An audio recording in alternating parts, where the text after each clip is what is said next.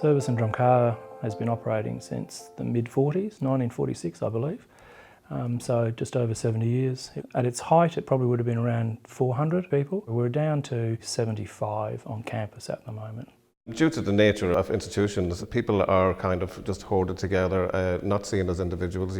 People could be living here in a group of 9, and it would be very difficult to have individualised supports put in place for them. The whole day was a rigid schedule, you know, from 8 to 5. Their food would have come from the main kitchen on campus, and it would just arrive in a bain-marie.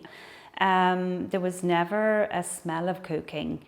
At one time, way back, you actually shared clothes. So everything was about kind of a group, you know. You were warm, you were fed. Like, you couldn't say that you weren't, people cared about you in a caring way, but the essence of life was missing.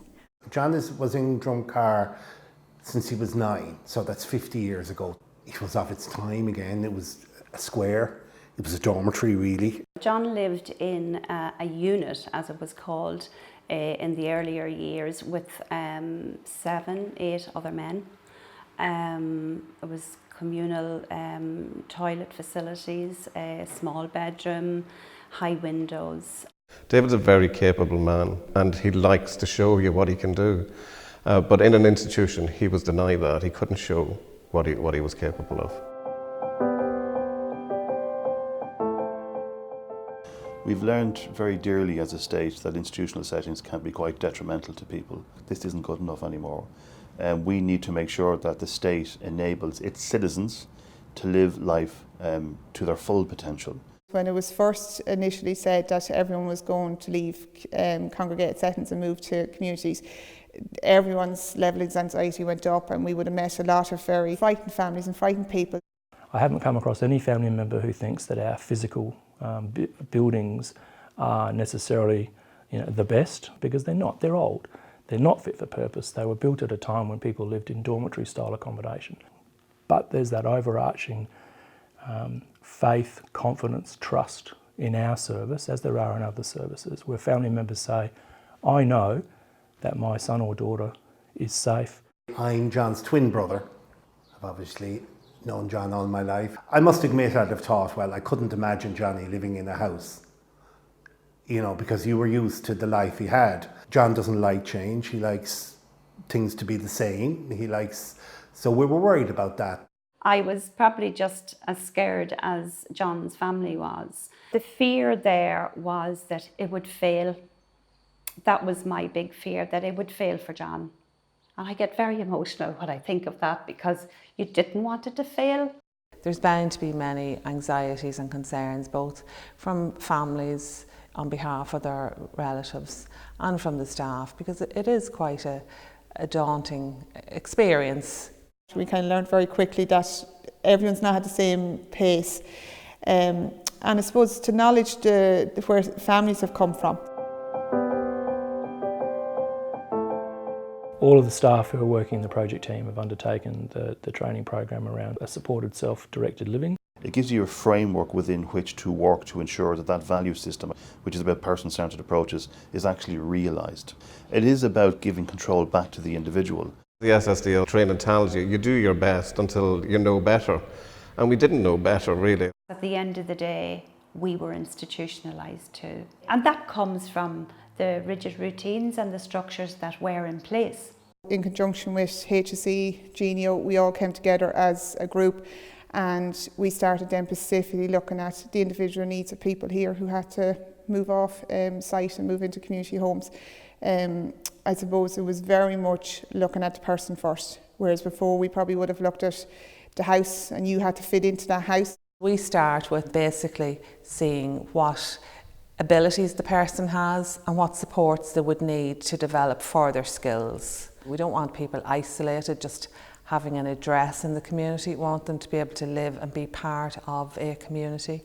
2 years ago we were introduced to the idea of Declan moving into the community, and I know that other families probably found that a little bit difficult to think about the moving off campus, but for us it was the most positive thing, because it became more difficult for us to be bringing him home as Mum and Dad got older. And I suppose as well as that, his future now is mapped out. He'll be in his own home, in his own community where everybody knows him. The training that staff have got, done a huge amount around literally upskilling them so that they actually are going out with the right tools and they feel confident in the skills then that they have. I see people going way above and beyond. We've had, bad press over the years, and deservedly so in lots of cases. But what people don't see is, what I have the privilege of seeing.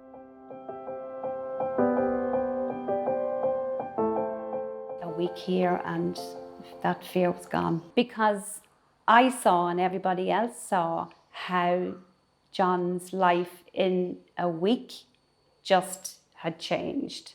I think we've learned a lot since this move, more about his personality, because you're seeing him in a more normal environment. He has an iPad now. We send him some photos on his email address and he can be involved in the family a bit more. John for many years would have, his diet consisted of rice pudding, which he just didn't want to eat anything else. Rice pudding, porridge. He would shun, he would shun food away. It's one of the, I suppose, the real positive changes in John's life is actually his diet. Since coming down here, he's trying everything. Yeah, we can see him kind of thriving more out here and kind of reaching to his full potential. Even in relation to, he's big into the local GAA club now, and he's going for pints in the local pub and bowling. Yeah. When he was in Drumcar, the food came up prepared, and he didn't really have an opportunity to make the main meal of the day. To what he's at now, peeling spuds and turnips and preparing the dinner for himself and the other residents in the house. So it's a big change for him. If somebody has been disempowered, there's a kind of a blankness comes over somebody's expression.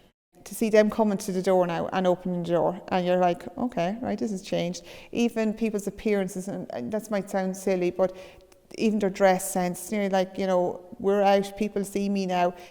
You're thinking, that couldn't be the same person that I met in the institution, because their face actually physically changes and they have a kind of a self-pride about their existence. It is possible, no matter what the level of disability, that person can participate in their life with support and not just receive care.